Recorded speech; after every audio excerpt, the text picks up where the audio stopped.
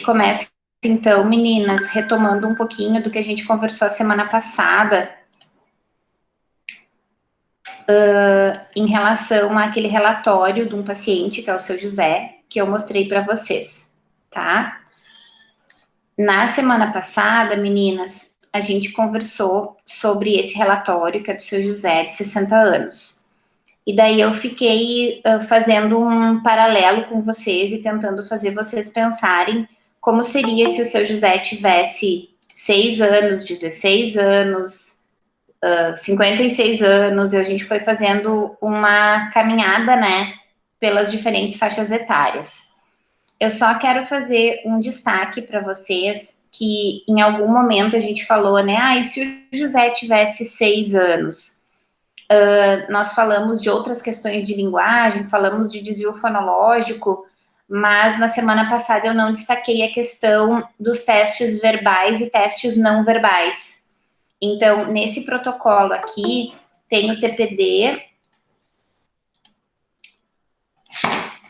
Nesse protocolo tem o TPD, que daí ele não precisa que o paciente fale corretamente, né, para responder, ele pode inclusive responder o curto e o longo com alguma coisa curta e alguma coisa longa. Então, digamos que esse seja o curto e esse... desculpa, esse é a duração. Tá certo. Esse seja o curto e esse seja o longo. Então, se ele falar errado, não tem problema. Ele pode responder assim. O fino, fino, grosso, a mesma coisa. Também dá para achar um jeito diferente de responder. Esse pode ser o fino, esse pode ser o grosso. Então, se falar errado, a gente consegue achar estratégias de diferentes respostas.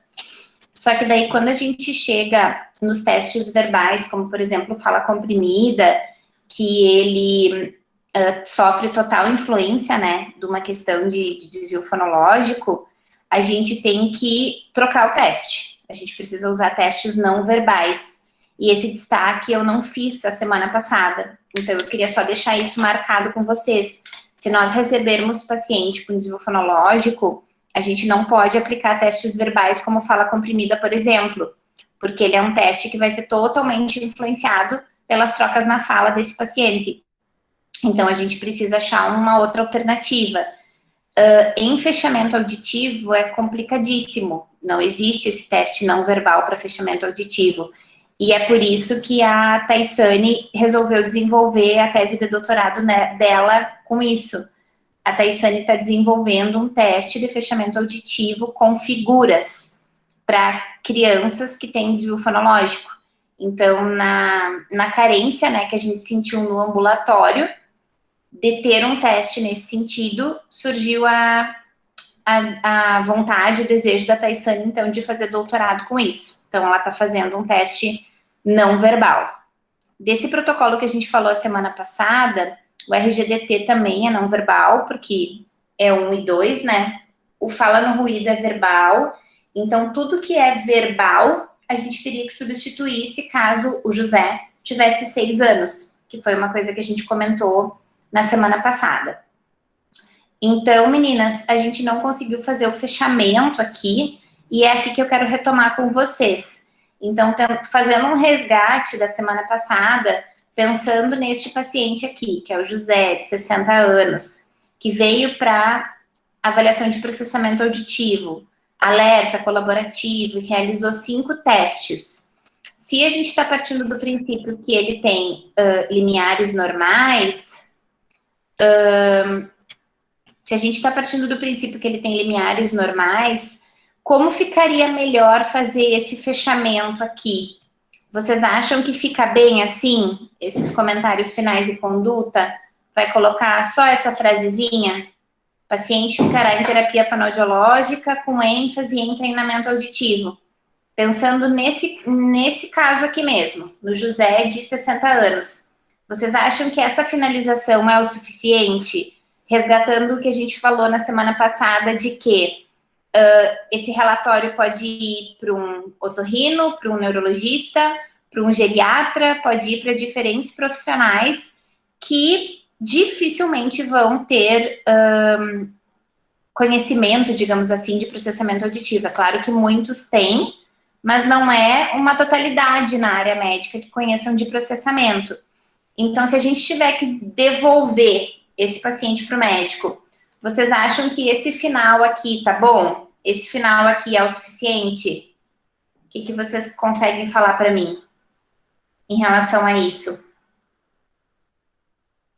Porque daí aqui já é a nossa conduta, né? A gente terminou de atender. A gente falou na semana passada que nós precisamos concluir essa avaliação como alteração nas habilidades de fechamento, ordenação temporal para frequência, resolução temporal e percepção de fala no ruído. Então, tem alteração, existem habilidades auditivas alteradas. A gente já falou de cognição semana passada, já falou de possíveis testes de rastreio, mas nesse formato que está aqui, um paciente de 60 anos com limiar normal, ele veio porque ele tem queixa. Ele está com dificuldade no dia a dia dele. Acabou o atendimento, vocês vão finalizar o atendimento assim? Ou vocês acham que alguma coisa poderia ser diferente?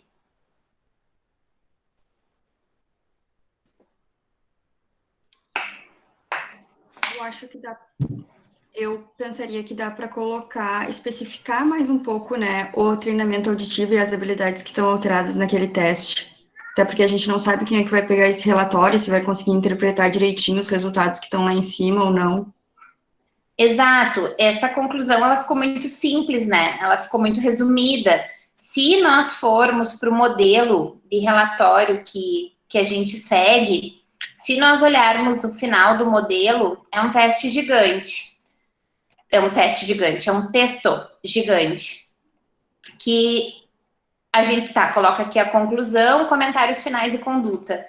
Então, os comentários finais, eles trazem um pouquinho do que o paciente contou pra gente, para não ficar sem nada da história clínica lá no relatório. Então, aqui diz, né, o paciente compareceu ao ambulatório encaminhado por X para avaliação de processamento, refere dificuldade de XX. Durante a realização do exame, manteve-se atento, colaborativo e começou a demonstrar cansaço durante a aplicação dos últimos testes, porém optou-se finalizar. A gente foi deixando aqui coisas que comumente acontecem. Vocês me perguntam muito por que isso daqui não está no início, por que isso não fica assim, como na folha de áudio, por exemplo, que tem as informações da história clínica, daí tem a audiometria. A gente deixou no final, mas isso não é uma regra, a gente deixou no final para ficar junto com a conduta. Então, a gente finaliza dizendo como que o paciente chegou, como que foi a avaliação e como que foi a nossa conduta. Se nós encaminhamos para terapia, se o paciente já está em terapia, a gente vai solicitar a inclusão do treinamento auditivo. Se o paciente não teve interesse no treinamento, a gente também já coloca isso no relatório, porque quando a gente está fazendo a avaliação, a gente parte do princípio que o paciente vai querer ser reabilitado, que ele vai querer a reabilitação. Mas isso não é uma verdade absoluta. Tem muitos pacientes que vêm para avaliação e que não querem a reabilitação. Eles entendem que eles têm uma alteração de processamento, a gente explica o que são essas alterações de habilidades auditivas, e o paciente diz, tá bom, eu entendi, mas eu não quero fazer esses exercícios aí, eu não quero fazer esse treinamento.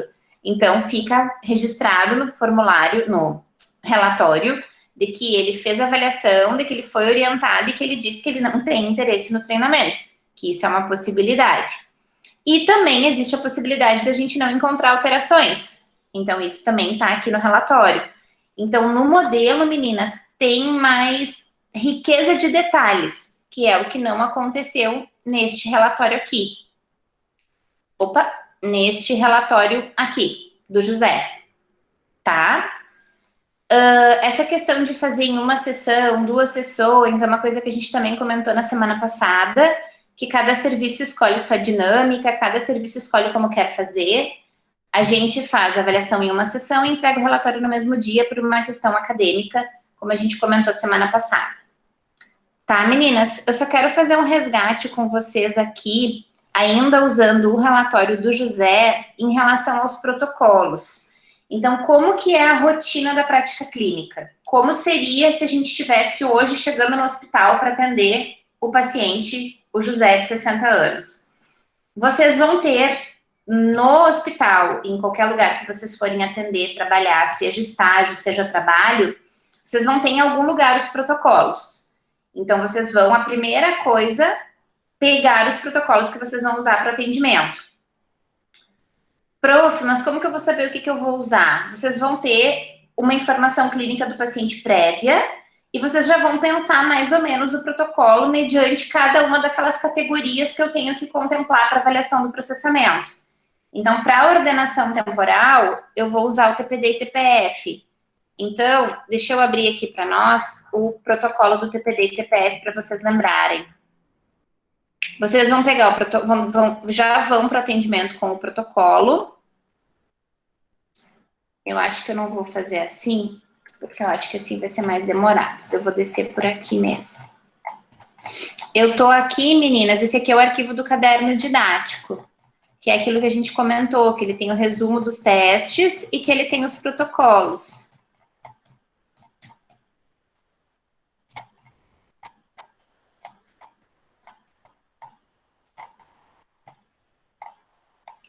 Dígitos, consoante vogal, de código não verbal, SSW,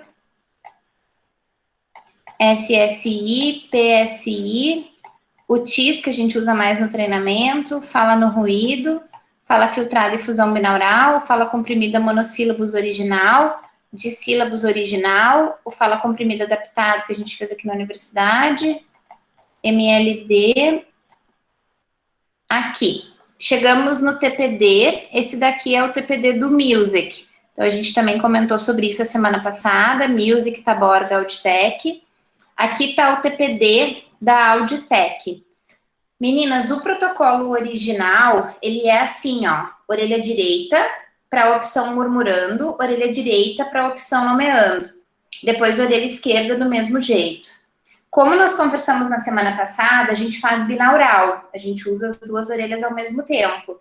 Então, eu vou escolher uma lista dessas, eu vou ignorar o que está escrito aqui em cima, eu vou escolher uma lista e vou aplicar binaural. Então, eu vou ter lá curto, curto, longo, longo, longo, curto, longo. Eu só preciso me certificar que eu estou usando a lista certa com o áudio certo. Porque como são vários áudios, é o áudio do direito murmurando, direito nomeando, esquerdo murmurando, esquerdo nomeando, eu tenho que escolher o áudio correto com a lista correta. E eu vou aplicar uma lista binaural. O TPD da Auditec, ele tem 30 sequências. E aqui eu vou fazer uma regra de 3. Então, 30 é 100%, 20, digamos que ele tenha acertado, é X. Então, eu faço uma regra de 3 para saber quanto que o paciente acertou, para eu descer aqui e procurar o critério de normalidade.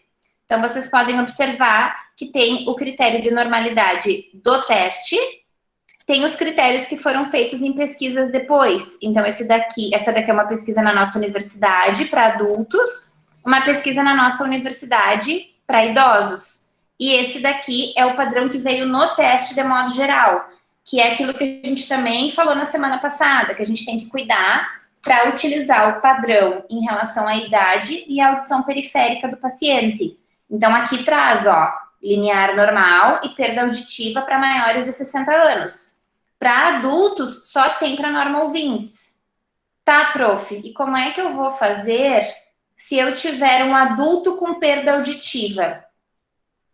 A gente não tem o valor de referência do Auditec para o adulto com perda auditiva. Você vai pegar o que mais se aproxima. Então, se o adulto tem 30 anos, você pode pegar o padrão aqui do adulto normal ouvinte. Só que você tem que escrever no relatório que esse padrão é para normal ouvinte e que o teu paciente tem perda. Ou então, você não vai chamar de normal e alterado e vai fazer o que eu aprendi na aula da Adriana Andrade, naquele curso que ela deu no NEPAI, na aula que ela deu no NEPAI, que são 2 modelos de relatório, que é a avaliação normativa. Ai, meu Deus, me deu um branco agora. Normativa e relativa? Acho que é isso. Tinha alguma de vocês lá na aula do NEPAI que lembra desse termo? É normativo e relativo mesmo? Sim. É isso? Tá. Daí, o que ela explicou lá? Quando a gente pega um critério de referência e usa um critério de referência, eu estou fazendo uma avaliação normativa, um relatório normativo. Eu estou usando uma norma e estou chamando de normal e alterado. O relativo é quando eu comparo o seu José com ele de novo. Então, eu vou usar o pré e o pós dele para dizer se ele melhorou, se ele não melhorou.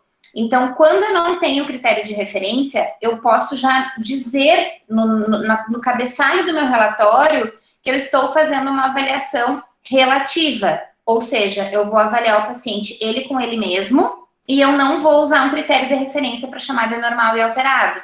Essa também é uma possibilidade. Eu não sei se isso fica claro para vocês, meninas, porque o termo normativo e relativo é o que foi novo para mim. E daí eu fui conversar com a Adriana e ela aprendeu esses termos num livro que não é de fonoaudiologia, é num livro de avaliação de modo geral, assim, sabe? Não de avaliação em processamento, não é de avaliação fonoaudiológica. E ela, então, trouxe isso para o processamento, o que faz total sentido, né? Então, se eu estou usando um valor de referência, eu uso normativo. Se eu estou usando o paciente ele com ele mesmo, eu uso relativo, ele em relação a ele mesmo. Tá. E daí, para colocar no relatório, a gente coloca os resultados de todos os testes antes e os resultados de todos os testes agora, ou a gente só coloca, tipo, o laudo final dele antes e o laudo final dele agora? Ou como a gente preferir? Perfeito, Débora. Não, vale a tua primeira resposta, a tua primeira alternativa. Então, por exemplo, aqui no seu José, se eu dissesse aqui, no início do relatório, relatório de avaliação de habilidades de processamento auditivo, colocando aqui, relatório relativo, ou seja, avaliação do paciente comparado ele com ele mesmo. Se eu colocasse isso aqui embaixo eu colocaria assim, avaliação 73,3, reavaliação 80, por exemplo. E daí assim eu seguiria, avaliação do TPF 43, reavaliação 60. Então fica aqui um embaixo do outro, avaliação e reavaliação, juntinho já. Tá bem, ótimo, obrigada. Nada, imagina. Mais alguma pergunta até agora, meninas? Eu tenho uma. Daí, por acaso, assim, se for na clínica fora, né? Eu vou fazer a avaliação, aí eu não vou falar de alteração. Eu simplesmente coloco os valores do resultado dos testes e mando para quem vai fazer a terapia, por exemplo. Aí depois essa pessoa volta para fazer a reavaliação e aí eu coloco ali no mesmo relatório novamente. Isso daí, quando você escolhe fazer uma avaliação relativa, que você não vai chamar de normal e alterado, porque não tem um critério para a condição dele, seja pela idade ou seja pela audição periférica, você vai dizer isso no relatório. Foi escolhida a abordagem de avaliação relativa, pois para a idade desse paciente com esta acuidade periférica não existem valores de referência. Então, tu tá explicando para o profissional que tu não quis usar o valor mais próximo, que tu usaste ele para comparar com ele, então tu não vai chamar de normal e alterado e vai justificar. Tu vai deixar escrito no relatório que tu fizeste essa escolha por não ter critério para aquela condição do paciente, seja por audibilidade, seja por idade.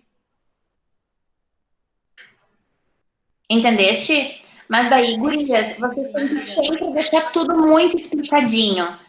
O mundo do processamento auditivo, ele é cada vez mais explicativo.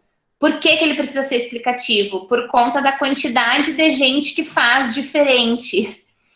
Hoje, nessa luta do laudo audiológico, do diagnóstico audiológico, ele ser unificado, unificar o processamento auditivo é uma luta muito maior do que unificar o laudo.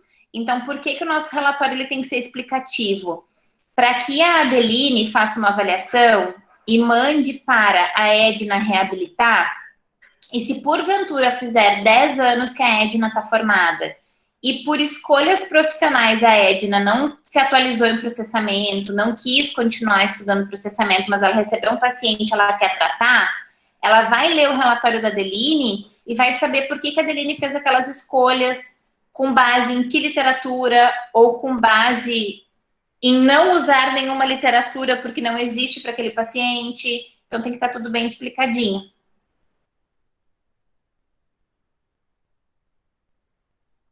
Isso, Brenda. Sim, então esse seria o aconselhável nos casos, então, das crianças menores de 7 anos também. É isso?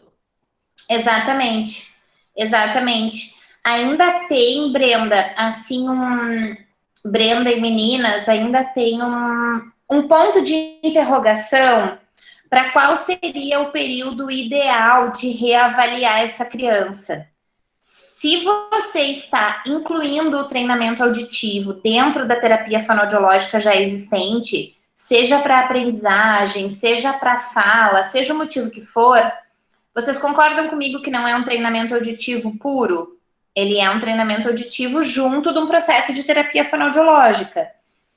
Então, assim, existe questionamentos de, será que eu reavalio essa criança 12 semanas depois, que são a grande maioria dos protocolos de treinamento auditivo?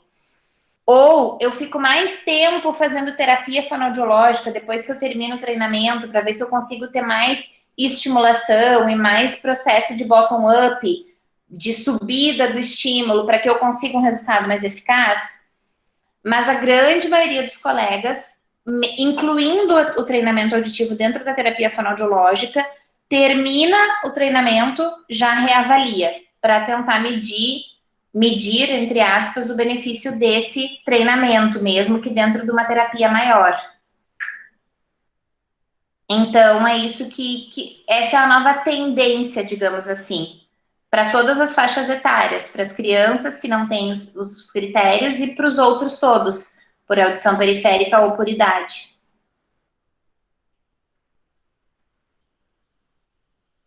Certo? Certo, prof. Obrigada. Imagina. Então, meninas, voltando aqui, digamos que a gente estivesse lá no hospital e a gente escolheu, ou no SAF, e a gente escolheu que vai usar o TPD. Lembrando, então, eu vou escolher uma lista, vou fazer binaural, e depois dos resultados que eu vou marcando ali certo e errado, eu vou fazer uma regra de 3 para esse resultado e vou achar o melhor critério para chamar isso de normal e alterado. TPD, curto, curto, longo. TPF é a mesma coisa, as mesmas 30 apresentações, só que aqui eu vou chamar de fino, fino, grosso. Preferencialmente, eu não faço um seguido do outro. Então, se eu fiz o TPD e eu quero fazer o TPF, eu coloco alguém no meio. Um fala comprimida, um MLD, algum teste no meio, para não ficar o TPD e o TPF seguidos um do outro, para o paciente não se confundir. Então, se vocês escolheram lá na prática aplicar os dois, aplica alguém no meio. Vou fazer aqui a mesma escolha em relação à lista, vou fazer binaural e vou escolher o critério de referência que eu vou usar. A mesma coisa do que o TPD. Vou fazer a regra de 3 do mesmo jeitinho. Ok? Então, eu continuo aqui no José. A gente falou do protocolo do TPD, protocolo do TPF. E daí aqui também tem o fala comprimida, o RGDT e o fala no ruído. Então, deixa eu subir aqui, que o RGDT está logo aqui. O GIN, que nós comentamos, olha só, meninas, a gente falou a semana passada sobre a questão do GIN e do RGDT, que são os dois testes de resolução temporal que nós temos disponíveis. Nós falamos que o RGDT ele é mais rápido, mais curto, e que na pesquisa que a gente fez, a gente encontrou ele com melhor especificidade, sensibilidade para aplicação nas diferentes faixas etárias. Então, olha só o tamanho do GIN, olha o tamanho do protocolo do GIN. Então, quando a gente fala que o GIN é longo, é porque ele é longo de verdade. Então, ó, aqui está o RGDT. Então, o RGDT é só essa folhinha, digamos assim. O RGDT é um protocolo mais curto, né? Então, aqui embaixo estão as 4 frequências. E, para nós lembrarmos, peguei o protocolo do RGDT, eu quero aplicar ele.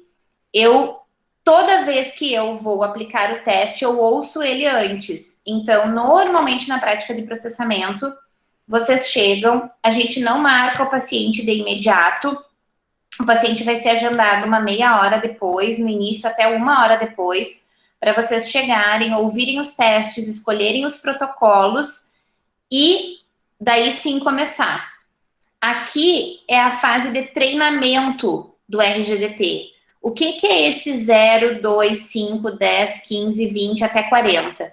Esse aqui é o tamanho do intervalo dentro do estímulo. Então, se o RGDT é um intervalo dentro do estímulo, eu tenho um intervalo de 2, de 5, de 10, de 15, de 20, de 25 até 40 dentro do estímulo. Esses valores é o tamanho do silêncio.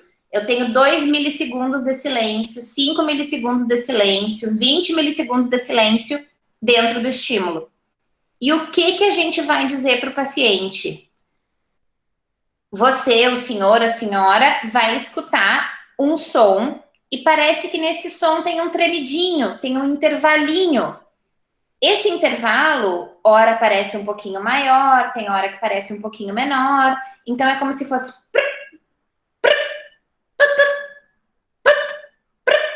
A gente tenta imitar para o paciente e dizer para ele que parece uma tremidinha e é essa tremidinha que ele tem que identificar.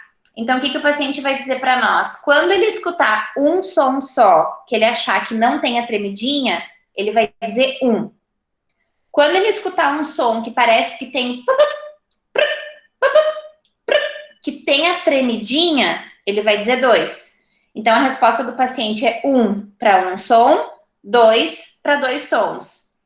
O que esse teste está vendo? A gente conversou um pouquinho a semana passada do que o TPD e o TPF estimula, onde estimula, e da importância da resolução temporal e da ordenação temporal para a percepção de fala. E essa semana eu estava corrigindo a dissertação de mestrado da Tainá, que é com FFR, com Frequency Following Response, com potencial cortical e cognitivo, e li muito sobre isso, sobre a importância na atividade neural, no sistema nervoso auditivo central, do sujeito conseguir perceber diferenças de tempo, seja frequência ou duração, e de intervalos para conseguir ter boa percepção de fala, para que com isso consiga ter uma boa produção de fala. Então, quando a gente pensa, né, ai meu Deus, o paciente vai ter que escutar pi e pr, p e pr, e ele vai ter que dizer se é 1 ou 2, sim. É por meio de um teste assim que a gente consegue saber o que o sistema nervoso auditivo central está fazendo com aquele estímulo, com aquela informação. Durante o treino aqui, ó, começa em 0, então é um apito só, e isso vai aumentando. Então, eu vou fazer aqui de um jeito bem grotesco, não é assim, mas só para vocês perceberem como que funciona o treino.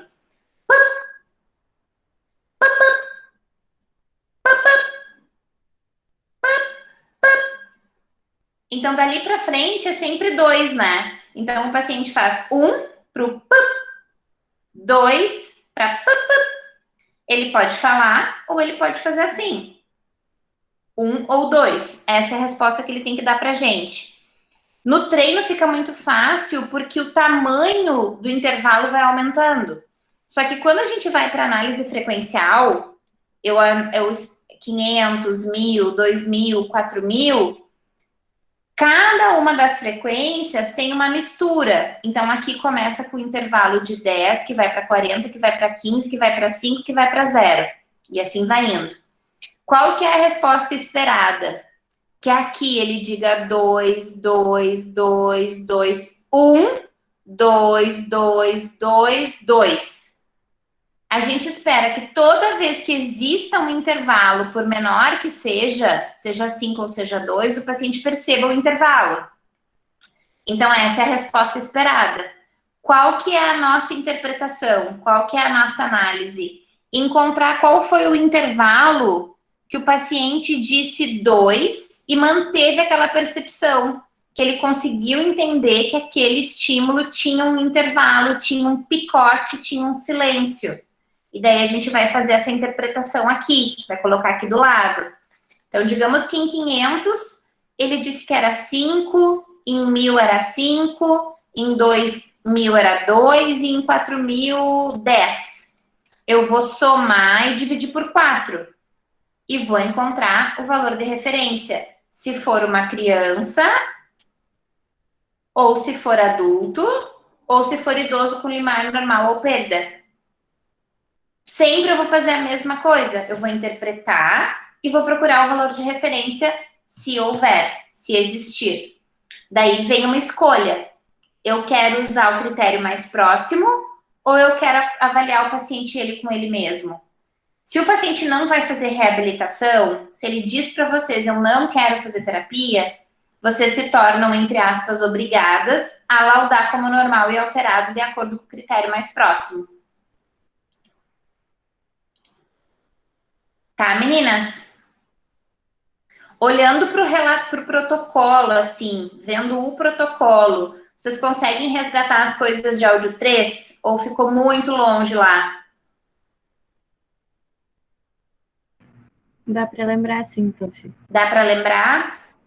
Porque esse resgate ele é importante, porque aqui a gente está fazendo de novo, né, uma análise, um comentário sobre para quando a gente chegar na prática não falar nada, só pegar os protocolos e sair atendendo. Deixa eu só ver o chat aqui. Ah, tá. A Edna disse que sim. Então, tá bom. Então, vamos adiante. A gente estava falando do RGDT. Agora eu vou lá. Esses aqui a gente quase não usa. Vou subir. Ops.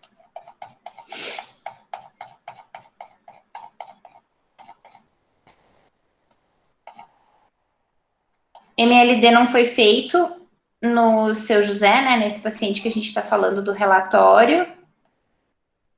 Esse aqui é o fala comprimida adaptado, foi feito fala comprimida normal. Aqui tá ele. Então, como que é o fala comprimida normal? 40, 50 palavras, 50 palavras em cada orelha, dá 100 nos dois. E vou fazer a continha de regra de 3 pelos acertos. 50 é 100%, o número que o paciente acertar é X, e do mesmo jeito vou lá e vou procurar o critério de normalidade. Esse aqui tem um critério único, ó, é 90% para seja quem for. Esse aqui só tem o critério dos autores. A mesma coisa de sílabo, só tem o critério dos autores.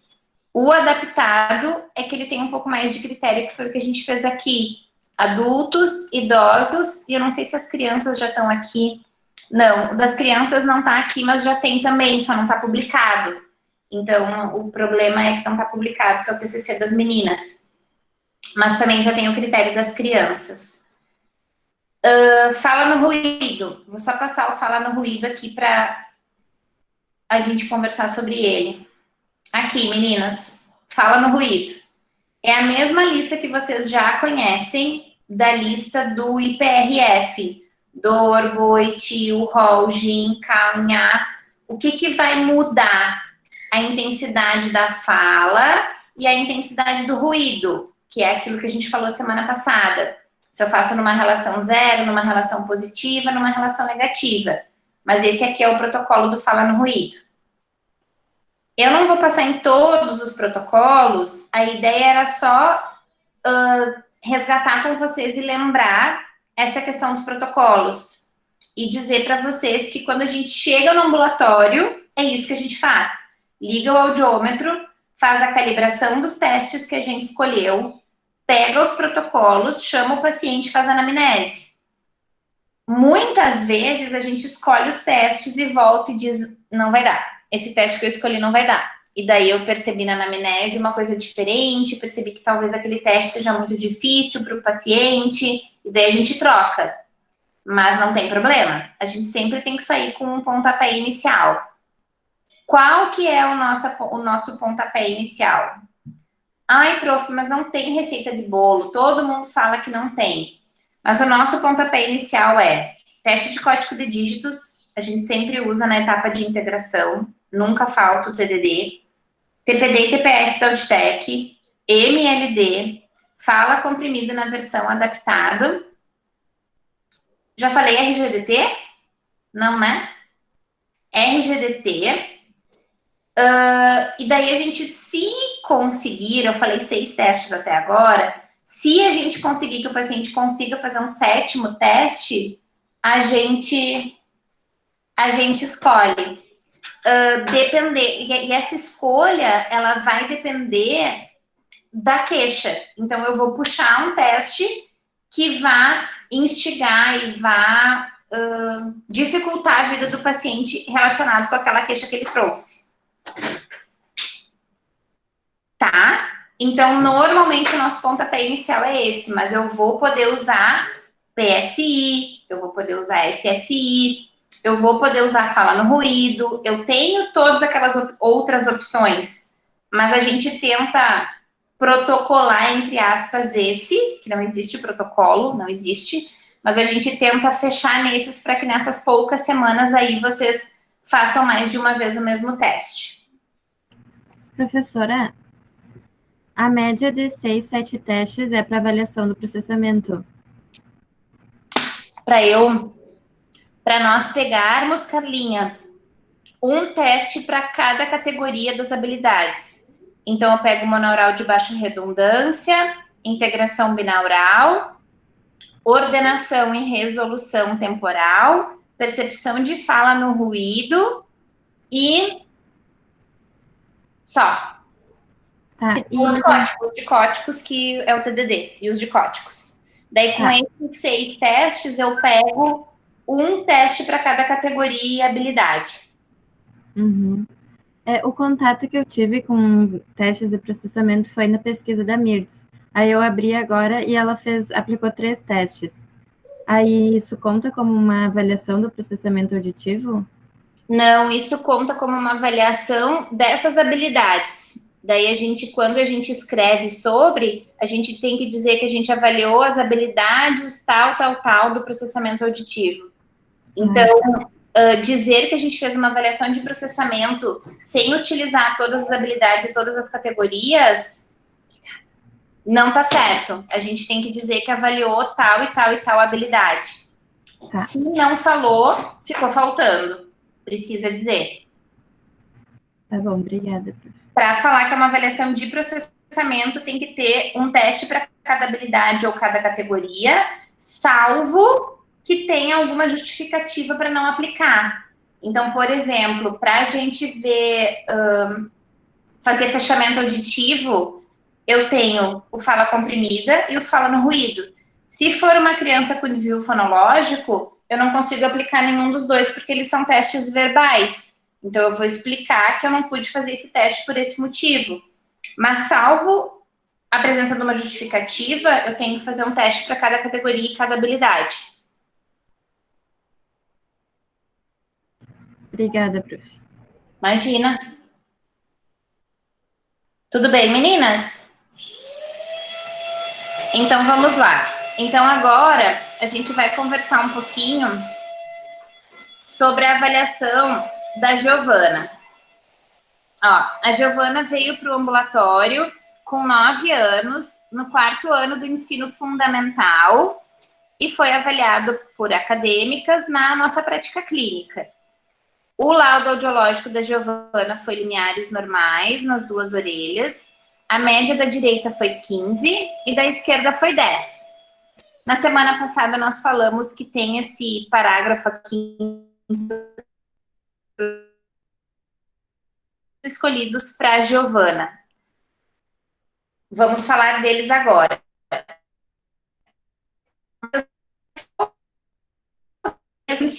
Que a gente coloca os comentários finais e conduta aqui, paciente comparecia encaminhada, nananã. Quando vocês começam a ler o relatório, vocês vão direto para os testes.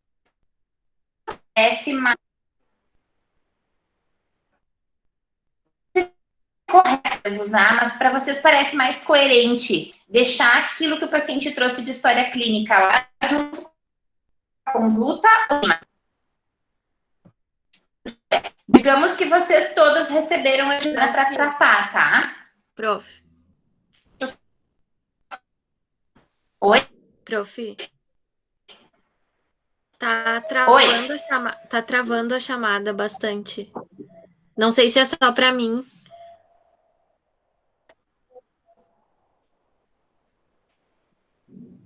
Para vocês também, gurias? Sim.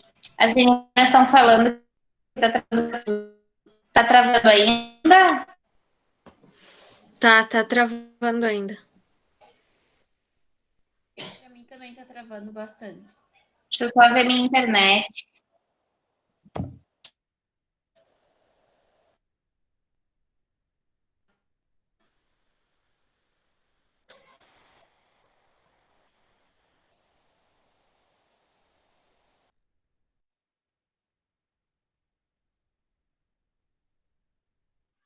Pra mim travou total agora, pra vocês também. Meninas, melhorou alguma coisa? Melhorou? Melhorou. Pra mim melhorou. Uhum. Eu tenho duas redes aqui em casa. Eu tenho essa 2.4 e a 5G, porque quando começou a função das aulas online, eu saí catando todas as internets do mundo para melhorar a condição internet aqui em casa. Então, às vezes, ele troca de rede e nem sempre... Enfim, eu tenho que ficar sempre tentando as duas. Mas... Tá, melhorou então? Sim, prof. Sim. Tá, então vamos lá. Da Giovana, meninas, digamos que todas vocês tenham recebido a Giovana para reabilitar, tá bom? Vocês não foram as avaliadoras. No momento que vocês recebem esse relatório, vocês recebem esse cabeçalho e os testes que foram aplicados na Giovana. O porquê que a Giovana veio tá aqui no final, ó. Ela compareceu porque ela veio encaminhada pela fono. Ela refere dificuldade de aprendizagem e trocas na fala. Durante o exame, ela ficou atenta, necessitou diversas orientações para aplicação dos testes. Passou a demonstrar cansaço durante o último teste, porém, finalizou-se. Foram dadas orientações relacionadas ao exame, e daí aqui já é conduta. Para vocês, parece mais coerente isso aqui ficar aqui no final ou subir lá para o início do relatório? Para cá.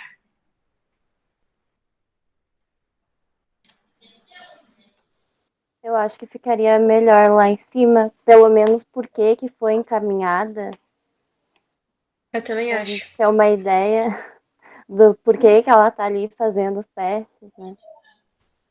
A Porque história aí a clínica. gente já vai ver o resultado dos exames pensando, né? No porquê que ela tá lá. Senão a gente vai ver os testes e só vai ver o porquê que ela tá lá no final. Talvez ficaria mais claro se estivesse lá em cima. Joia. Mais alguém acha que tem que mudar? Ou a Lu concorda que tem que subir, né, Lu? Que tem que mudar. Pronto. A Adeline também concorda. Então, meninas, isso é uma coisa que na prática de vocês a gente já vai fazer diferente. A gente vai subir aqui a história clínica, tá? Começou a avaliação da Giovana. Vocês calibraram os testes, que é super importante a calibração. Pegaram os protocolos. A Giovana tá bonitinha dentro da cabina e ela tem 9 anos. Ela pode ser 9 anos calminha, ela pode ser 9 anos agitada. Comecei o teste TDD. Como que é o TDD? 5487. Então, vem 2 números mais 2 números. A Giovana tem que repetir os 4 números. Não precisa ser exatamente na ordem. Vamos só dar uma espiadinha no protocolo do TDD, para não ficar assim só eu falando. Aqui, TDD. Então, a Giovana vai ouvir 5847 4987 5894. Então, vem assim, ela tem que responder os 4. Essa etapa aqui toda é a etapa de integração binaural. Depois tem a etapa de escuta direcionada. O que escutou só na direita e o que escutou só na esquerda. A etapa de integração binaural, vamos ver como foi a Giovana. 87 na orelha direita, 72 na orelha esquerda. Daí a gente vai buscar o critério para a idade dela. O TDD, meninas, ele tem critérios bem divididinhos, vindo do autor. Então, a Pereira e a Xuxá, tá errado aqui, eu tô sobrando um R. A professora Eliane e a professora Liliane trouxeram critérios bem divididinhos para o TDD, o que não é comum em todos os testes. Mas, Brenda, quando você falou antes, né, das crianças menores que 7 anos, alguns têm, por exemplo, o TDD tem para 5 e 6 anos. Agora a gente acabou de olhar outro que tem, que eu já não me lembro mais o nome. Eu não sei de cabeça todos os que tem para os pequenininhos, mas alguns têm, tá? Então, ela tem 9 anos, eu venho para o critério dela aqui, ó. 95% para integração para cada uma das orelhas. E a gente vai lá olhar o que ela conseguiu. 87 na direita, 72 na esquerda. E tá aqui o critério dela. Meninas, na avaliação de vocês, esse resultado dela é pouco alterado ou muito alterado em relação ao critério de normalidade, ao valor de referência?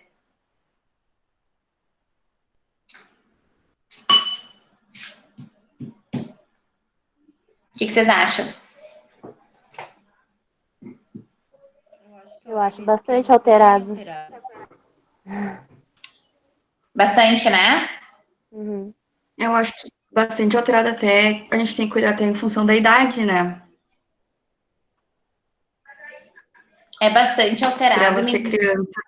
Exatamente. É uma criança que traz uma grande demanda, né? Então, essa faixa etária aí é uma faixa... Todas as idades são idades de grandes aprendizagens na criança, mas 9 anos não é diferente, é uma idade de bastante aprendizagem. E o TDD é fácil, então não tem ninguém que fale diferente. O TDD é fácil, então quando a gente pega um TDD de uma criança com 72 na orelha esquerda, qual que é a inferência que a gente já pode fazer? O som que está entrando por aqui, quando eu tenho um estímulo ao mesmo tempo, ou não, né? Mas sempre que o som entra por aqui, ele entrou pela esquerda, ele vem para cá e ele cruza para cá para fazer as interpretações de linguagem. Então, essa transferência interhemisférica, ela já está dizendo para a gente aqui, ó, que temos problemas. Então, quando a gente aplica um TDD, a gente já sabe que vai precisar muito nessa terapia, nessa reabilitação, de atividades que eu estimule transferência interhemisférica. Então, eu vou precisar de exercícios, de estratégias que a criança esteja com fone e que eu peça para ela me falar só da orelha esquerda. Entra aqui, vem para cá e cruza. Quando vocês estão fazendo a avaliação, meninas, vocês já têm que fazer a avaliação com os olhos e o pensamento na reabilitação. Porque cada vez mais o mercado de trabalho, ele se desenha assim. Quem avalia, reabilita. Não é uma regra, mas a grande maioria é assim. Principalmente em centros como, por exemplo, a Fundef, que é um lugar onde é um campo de estágio hoje, que é onde a Vanessa Nascimento está. Avaliou, vai reabilitar. Centros auditivos, grande maioria de quem avaliou vai reabilitar. Então, vocês já têm que ir fazendo esse olho clínico. Encontrei uma orelha esquerda com uma grande defasagem, eu vou precisar de estratégias com fone para estimular essa orelha e trabalhar a transferência interhemisférica para eu conseguir fazer a orelha esquerda tentar acompanhar a orelha direita. Porque se eu treinar só em campo livre, eu vou sempre manter a diferença perceptual dessas orelhas. Então, eu preciso estimular aqui para ela ter um ganho para eu conseguir treinar as duas juntas. Ai, prof, então eu nunca vou poder treinar as duas juntas? Vai. Mas precisamos dar um up, precisamos dar um gás nessa orelha esquerda, porque num teste fácil, numa estimulação fácil do sistema nervoso auditivo central, ela já nos demonstrou aqui um déficit percentual bastante grande. Tudo bem? Sim. Daí, vocês terminaram o TDD, que normalmente é por onde a gente começa. Mas por que a gente começa no TDD? Justamente porque ele é fácil. Então, tem muitos experts em processamento que dizem assim, o TDD é o divisor de águas. Se o paciente vai muito mal no TDD, você já sabe que dali adiante a coisa não vai ser tão boa. Se ele vai bem no TDD, talvez ele não tenha tanta dificuldade. Isso é um dito dos experts, não uma realidade absoluta, que aconteça sempre, mas é uma possibilidade.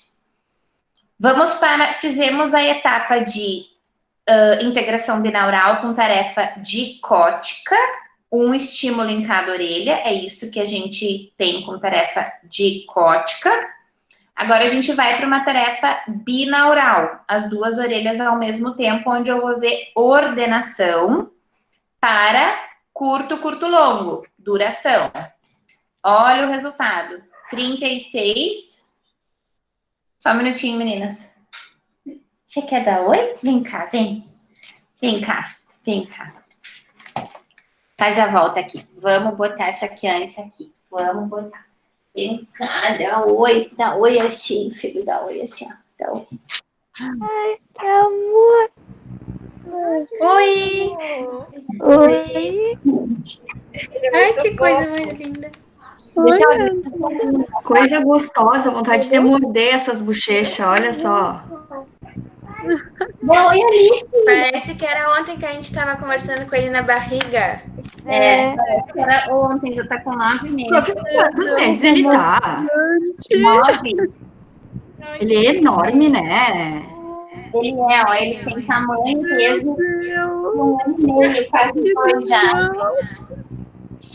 Pronto, filho, Ai, oi, já fez sucesso. aperta por nós, aperta bastante por nós, não tá Pode dando deixar que ela pressão aperta. assim. Ai, Ai, olha, que amor. Coisa linda. tchau, filho, vai pra casa. Desce. Veio me trazer a água, vem com ele no colo, não tem como não dar um amasso. Tá, voltando. Então, meninas, voltando então, a gente estava falando do resultado. Ela teve 36% de desempenho binaural e o critério de normalidade, então, 67%. Observem que foi utilizado o critério do teste, né? Que é o critério geral, digamos assim, porque não tem o critério por idade, tá? Dava até para escrever aqui, se quisesse, que é o critério geral, que não é o critério por idade. Mas olhem, a distância, né? Bem longe do normal. Seguindo com o TPF, seguimos também a alteração. 66 foi o resultado, 76 é o critério. RGDT, precisamos que seja menor do que 10 milissegundos o resultado, e ela fez em 8. Tá normal. Vocês conseguem entender, meninas, pensar como que um sistema responde mal para uma coisa e bem para outra? Vocês conseguem imaginar como que fica essa função no sistema nervoso auditivo central?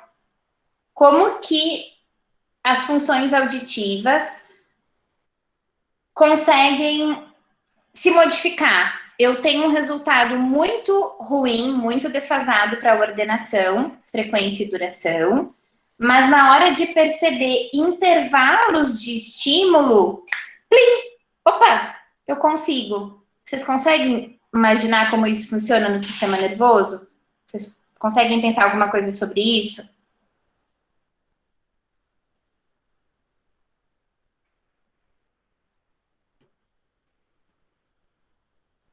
Eu acho que nesse caso tem um pouco de questão de corpo caloso também, porque ela, como a gente pode ver ali, nos intervalos de tempo ela vai bem, mas aí quando tu tem que integrar as informações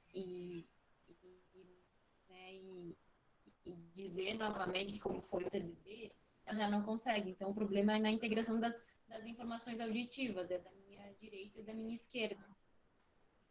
Então, quando ela consegue ouvir binauralmente, tá tudo certo. O problema é quando várias informações chegam de duas orelhas ao mesmo tempo que ela não consegue.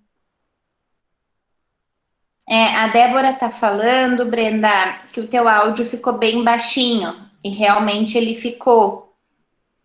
Mas o que a Brenda falou, meninas, é assim, ó, que quando ela tem informações iguais nas orelhas, ela consegue ir melhor. Quando tem informações diferentes, tem maior dificuldade. Isso que a Brenda falou se aplica muito e é uma afirmação correta, porque a gente observa isso aqui no TDD. Mas no TPD e no TPF, que ela também teve muita dificuldade, as informações também são binaurais. Então, tem sim, Brenda, essa afirmativa que você falou, mas tem também as compensações que o sistema nervoso auditivo central faz. Então, ela tem dificuldade para ordenar, mas para entender se aquilo é rápido ou não, para resolver aquilo, ela compensa. Então, a palavra certa da organização do sistema nervoso auditivo central é compensação. Por que a gente tem que pensar nessas questões de compensação? Para nós pensarmos no prognóstico. Um paciente que, dentro dos aspectos temporais, vai mal na ordenação e vai mal na resolução, ela tem dificuldade de colocar em sequência e também de resolver. É rápido? Não é rápido. Tem um estímulo? Não tem um estímulo. Vai ter uma fala agora? Não vai ter uma fala agora. Tem um intervalo? Tem uma vírgula? Tem um ponto? Tem uma exclamação? Tem uma interrogação? Não tem nada disso. Essas coisas que a gente faz automaticamente quando a gente faz identificação de fala é o que o paciente com transtorno do processamento não consegue fazer quando ele não resolve temporalmente. Então, no caso da Giovana, ela consegue fazer resolução temporal. Então, ela tem a dificuldade para ordenar. Então, na percepção do que é curto, do que é longo, do que é fino, do que é grosso, ela tem a dificuldade. Ela fica muito longe do que é o padrão. Mas ela faz uma compensação em resolver. Então, talvez a sintomatologia da Giovana não seja tão forte, tão ruim, em função da compensação. Então, vocês sempre precisam observar, quando vocês estiverem avaliando, ou quando vocês forem receber um relatório de um paciente, se existe ou não compensação dentro da avaliação inteira. O que é isso? Eu estou pensando no meu paciente como um todo. Eu não estou pensando recortado nas habilidades, eu não estou pensando recortado na avaliação. Eu estou pensando na avaliação inteira. Então, voltando na avaliação inteira, o que a gente percebe? Que ela compensa. Se ela tem tanta dificuldade para ordenar, essa dificuldade não existe para resolver. Então, isso nos mostra que o processo de reabilitação da Giovana pode ser rápido, pode ser que ela responda muito bem ao treinamento auditivo. Vocês conseguem acompanhar esse meu raciocínio, meninas?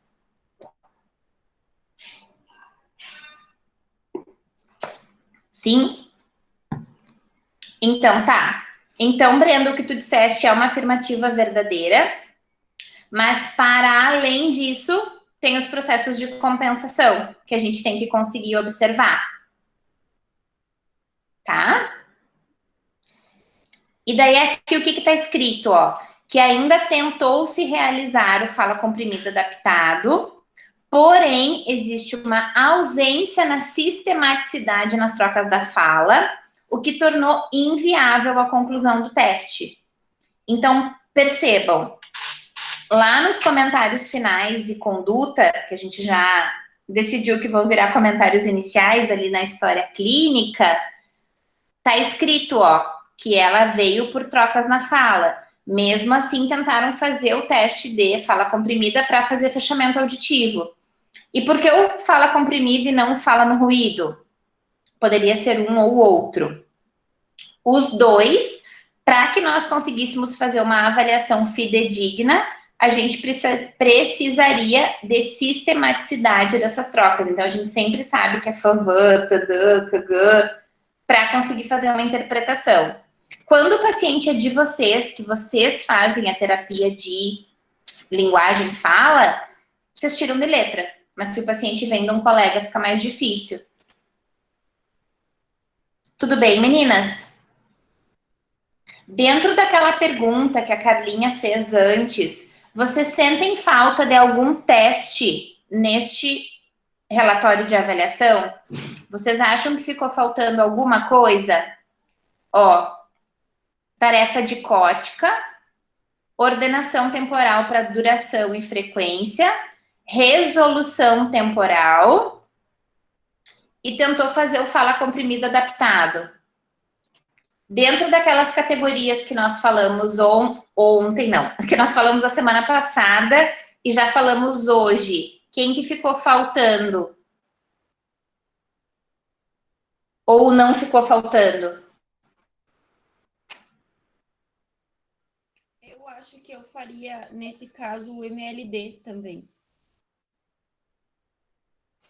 Perfeito. Ficou faltando o MLD. A gente precisa de mais uma tarefa de integração binaural.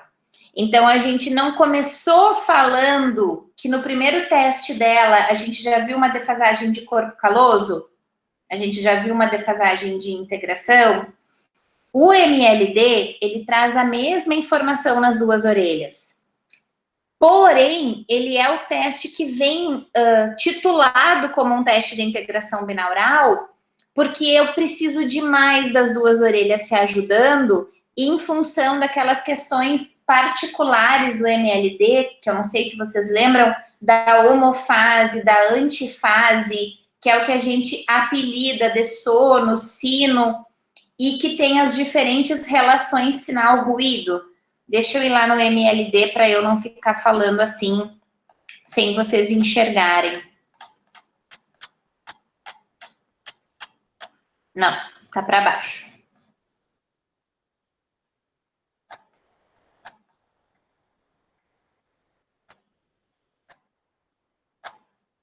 Ó, então o MLD é o Masking Level Difference, ele tem essa tradução para o português, mas na grande maioria das publicações a gente encontra como LD mesmo, porque esse nome linear, diferencial de mascaramento, não ficou uma boa tradução no sentido de que, do que representa o teste. Então, assim, por que o MLD ele tem esse título de ser o teste de integração binaural, né? Por que ele entra nessa casinha? Porque eu preciso de mais das duas orelhas, porque nessas condições homofásicas, o estímulo e o ruído vêm juntos e eu vou precisar somar para fazer a interpretação destas relações sinais-ruído. Então, aqui, ó, do ladinho, vai aparecendo as relações sinais-ruído e elas vão ficando cada vez mais difíceis, até uma relação menos 29, onde o som, o apito, né, de 500 Hz, fica muito mais fraco do que o ruído. O MLD é aquele que tem o sh, junto, o som, e o paciente tem que dizer sim quando ele ouve o apito e não quando ele não ouve o apito. O não é essa condição não tom, e o sim é todas essas condições aqui, homofásica, antifásica, não tom, antifásica, homofásica, o que vale são essas colunas aqui. Então, a marcação do MLD, ela é aqui, ó. O paciente disse sim, eu coloco um S. O paciente disse sim, eu coloco um S. Sim, S, não, não. N para não, S para sim. Depois eu vou contar a quantidade de sims, a quantidade de nãos, para eu fazer a transferência para essa tabela que eles fizeram de uma tabela de conversão para limiar. Então, eu vou conseguir identificar um limiar diferencial de mascaramento. Assim, eu contei 6 sims para homofase. Isso representa um limiar de menos 10.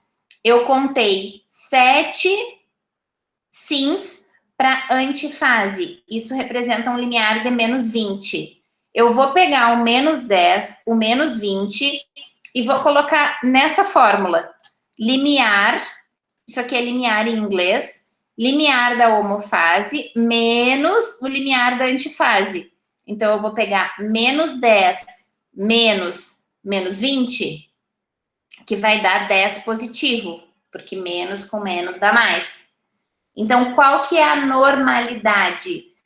Para eu ter um limiar diferencial de mascaramento, que eu já vou explicar o que é isso, que o valor seja superior a 10. Que valor é esse? Eu estou aqui nesse ambiente, que eu estou aqui no escritório de casa e ele é silencioso. Mas há poucos minutos atrás, a minha diarista estava passando aspirador de pó, porque terça-feira é o dia que ela veio. Quando ela liga o aspirador de pó, eu tenho um ambiente com muito mais que 10 dB de ruído aqui perto de mim. Então, o que significa o 10 dB? A quantidade de ruído que a gente tolera, que a gente suporta e consegue manter uma boa percepção de fala. Então, quanto mais limiar de MLD eu tiver, mais ruído eu tolero, mais barulho eu tolero numa situação ruidosa de conversação e mantenho a minha habilidade de percepção de fala. Então, esse dB do MLD, que precisa ser maior do que 10, ele representa a nossa tolerância, a nossa capacidade de suportar, aguentar ruído, mantendo percepção de fala. Por isso que ele é um teste tão importante. E por isso que ele fez muita falta e sempre faz muita falta nos protocolos em todas as faixas etárias, porque numa criança, a sala de aula é ruidosa. Os idosos chegam falando o que pra gente? Eu ouço, mas eu não entendo no barulho. Então, o MLD é um teste de destaque. A gente precisa dele nos protocolos e ele tá faltando demais aqui na avaliação da Giovana. E além de estar faltando, o que é mais grave? Não tá dizendo nada. Aqui foi dito, ó, tentou fazer o fala comprimida, mas não deu porque não tinha sistematicidade. Mas não fala nada porque que não tentou fazer o MLD. Tem que ter, meninas. Se não tiver, tem que dizer por que não teve. Não teve porque a Giovana cansou, não teve porque a Giovana não entendeu o teste. A gente tentou várias vezes mostrar para ela o que era a resposta sim, o que era a resposta não. E ela não conseguiu. Então, eu trouxe desse jeitinho para perguntar para vocês da falta do MLD, porque precisa muito dele. Ó. Deixa eu só abrir para nós aqui o guia aquele do conselho, para a gente fazer destaque disso de novo.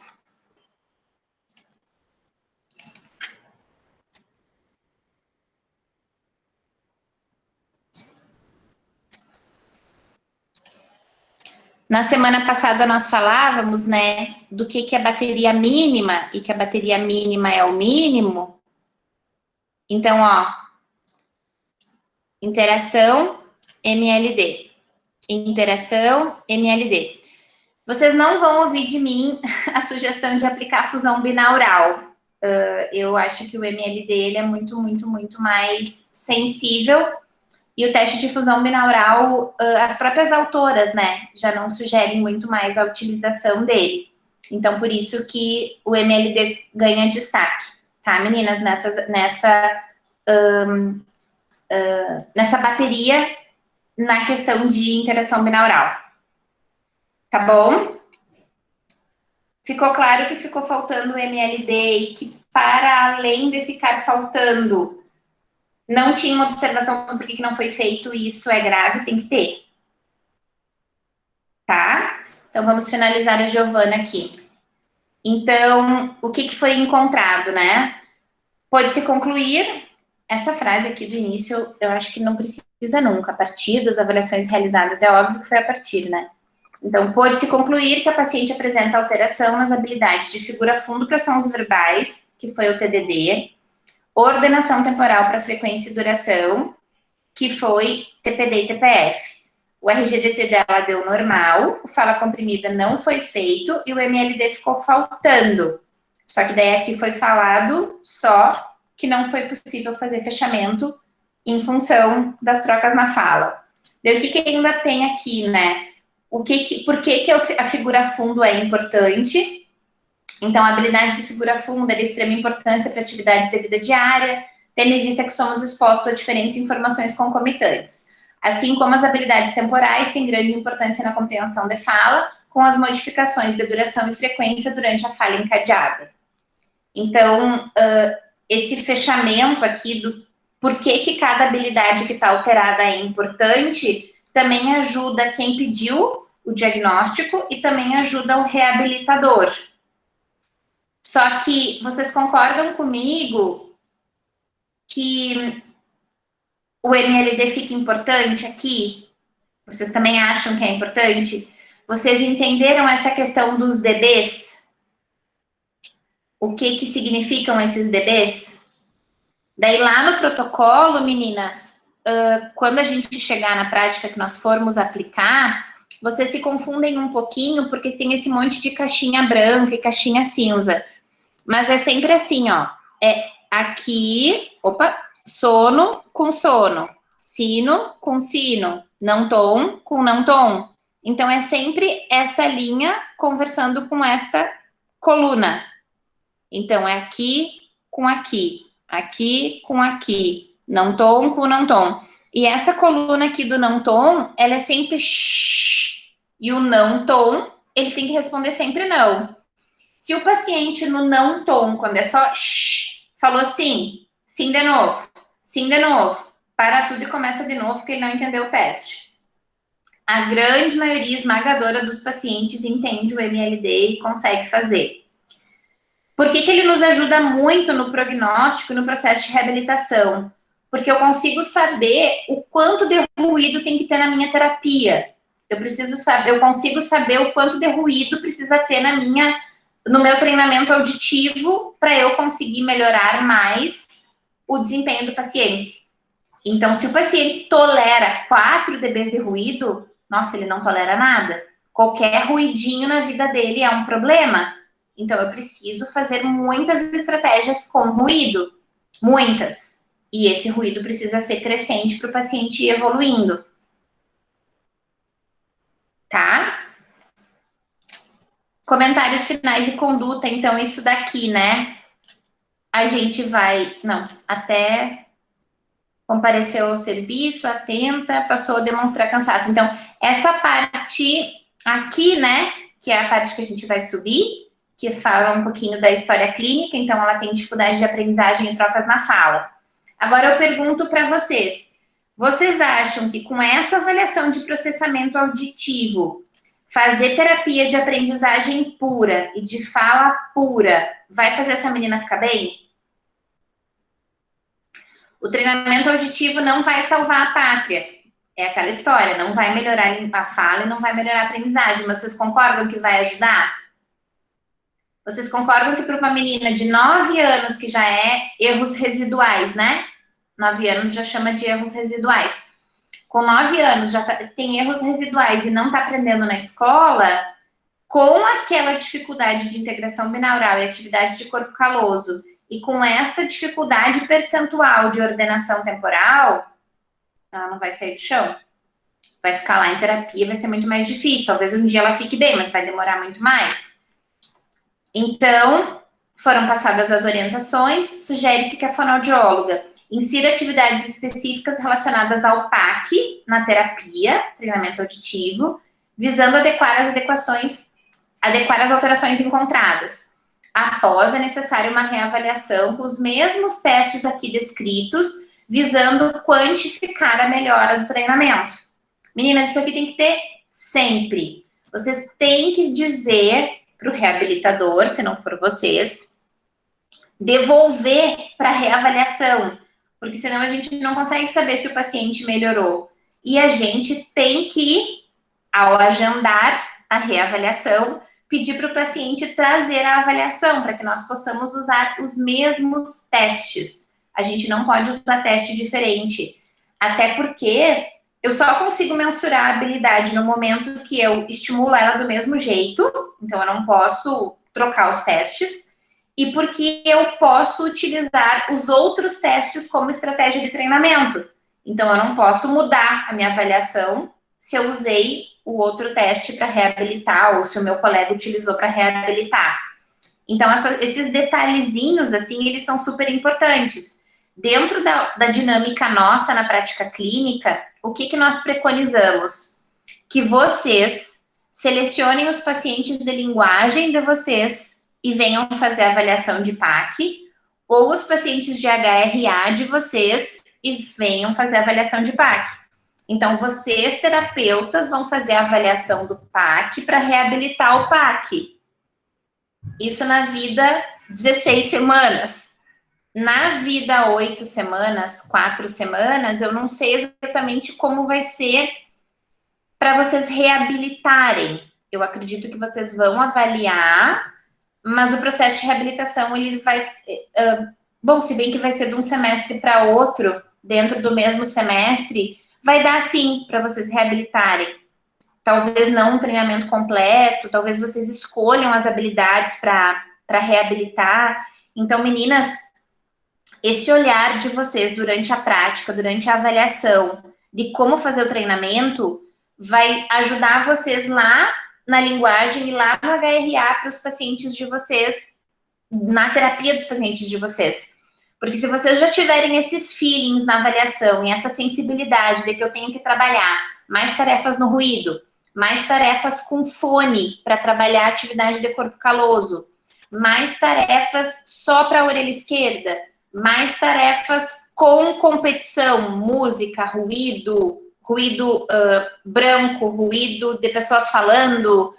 Se vocês já forem pensando nas estratégias, vocês já ganham tempo lá para terapia, porque vocês vão trabalhar com o paciente na terapia. Talvez vocês não consigam fazer um protocolo bonitinho de treinamento, mas consigam treinar algumas habilidades. Entendem? Desse final aqui, meninas, se vocês fossem a avaliadora, vocês fariam alguma coisa diferente ou vocês acham que é o suficiente esse desfecho? Vocês avaliaram, estão encaminhando para o colega, ou estão encaminhando para vocês mesmas, ou estão encaminhando para o médico. Esse desfecho, ele tá bom?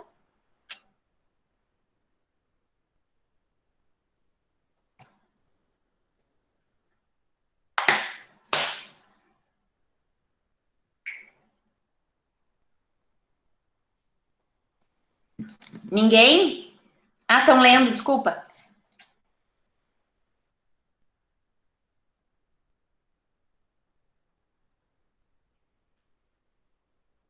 Ela já estava em terapia fonológica? Já estava. Há muito tempo. Aqui não está escrito, mas mexendo nos arquivos para montar as nossas atividades, eu achei os protocolos dela, porque eu guardava muita coisa e guardo, tem muita coisa aqui. Ela estava há 5 anos em terapia fonoaudiológica. Bastante tempo, né? Posso falar? Claro. Eu acho que ele tá completo, assim, se fosse eu escrevendo, a única coisa que eu colocaria era, tipo, visando adequar as alterações encontradas. Eu colocaria, tipo, entre parênteses, quais foram essas alterações, sabe? Porque eu gosto, Débora, eu gosto tudo muito bem explicado, porque eu nunca sei quem é que vai ler esse comentário, eu não sei se a pessoa que vai ler vai ir direto no comentário final ou conduta, ou vai ter, tipo, ter a responsabilidade de olhar todo o relatório, sabe? Sim, sim. Entendi, Débora. Joia, maravilha. O que mais, meninas? Prof, uma dúvida que eu não sei se eu esqueci, Ou eu tenho essa dúvida mesmo? A gente fez o exame e a gente tem que fazer o relatório para a escola, né? Porque ela está em idade escolar. É a gente que faz ou a fono que encaminhou ela para a gente? Vocês, quem fez a avaliação de processamento faz o relatório para a escola. E daí a gente tem um modelinho de relatório para a escola, que naquele modelinho, eu até tenho que resgatar ele. Eu acho que ele está no meu drive das coisas lá do USME. Naquele modelinho de relatório para a escola, bem lembrado, Daisy, a gente pede para a criança sentar mais na frente, evitar sentar com a parede, do lado da parede, para evitar a reverberação da parede. Então, a gente sugere sentar no meio, na frente, perto da prof, para conseguir facilitar a compreensão de fala e evitar o ruído do fundo da sala de aula. Tem um modelinho, sim, é a gente que faz para a escola, daí a gente pede para a família levar esse completo e o direcionado para a escola que fala do posicionamento da criança na sala de aula. Eu vou até anotar aqui para eu resgatar ele, para ver se eu acho no drive do USME, das coisas do USME. Mas é a gente que faz. Respondi tua pergunta, Daisy? Sim, prof. Era isso mesmo. Tá. Meninas, já são quase 15h30, 15h27. É o tempo de vocês levantarem e puxarem as pernas para começarem os atendimentos. Então, se ficou alguma dúvida, eu posso sanar na próxima aula. Deixa eu parar a apresentação aqui. Tudo bem, então, meninas? Podemos nos despedir? Então, tá bom. Então, muito obrigada para vocês. Uma ótima semana. A gente se encontra na próxima terça. Tchau, prof. Obrigada, igual. Obrigada, prof. Tchau, prof. Obrigada. Tchau. Obrigada, meninas. Tchau, tchau.